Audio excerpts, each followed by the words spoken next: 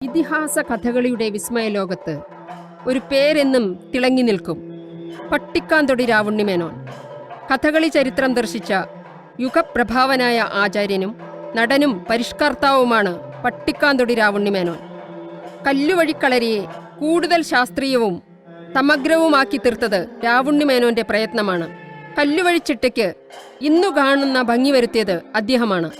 ആധുനിക കഥകളുടെ പിതാവ് എന്ന ബഹുമാനത്തോടെ അദ്ദേഹത്തെ വിശേഷിപ്പിക്കാം.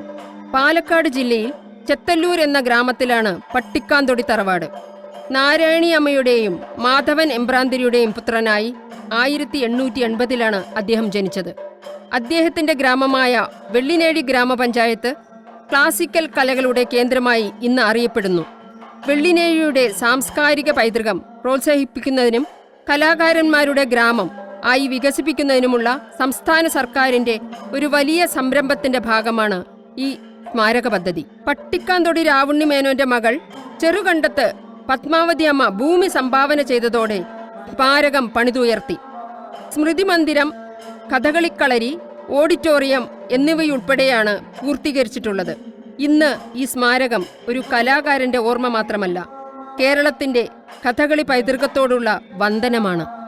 നമ്മുടെ വെള്ളിനേഴി പഞ്ചായത്തിലെ ഒരു സാംസ്കാരിക കേന്ദ്രമായി ഈ പട്ടിക്കാന്തൊടി സ്മാരകം ഉയരും എന്നുള്ളതിൽ യാതൊരു സംശയവുമില്ല.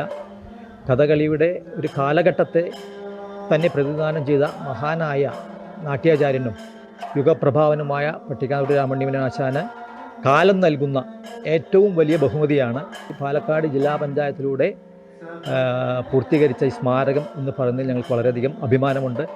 ജില്ലാ പഞ്ചായത്തിൻ്റെ ഇപ്പോഴത്തെ പ്രസിഡന്റ് ശ്രീമതി ബിനിമോൾ അവർകൾ, ശ്രീധരൻ മാസ്റ്റർ, മറ്റ് എല്ലാ ഭാരവാഹികൾ എല്ലാവർക്കും ഞങ്ങളുടെ പട്ടിക്കാന്തൊടി രാവുണ്ണിമേനോൻ ആശാൻ്റെ കുടുംബത്തിൻ്റെയും എൻ്റെയും വ്യക്തിപരമായ നന്ദിയും സന്തോഷവും അറിയിക്കുന്നു.